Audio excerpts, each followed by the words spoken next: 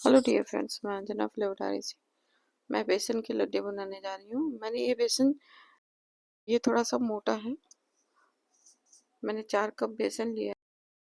1 cup से थोड़ा ज़्यादा घी था, उसको घी में हम अच्छे से भून लेंगे।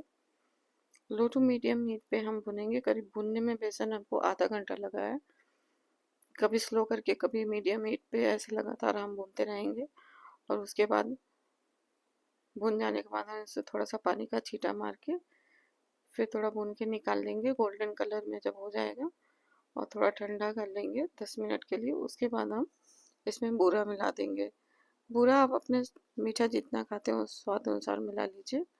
और फिर ठंडा करके हमने 2 स्पून इसमें कोकोनट पाउडर मिलाया है और इलायची पाउडर मिला दिया था पहले ही।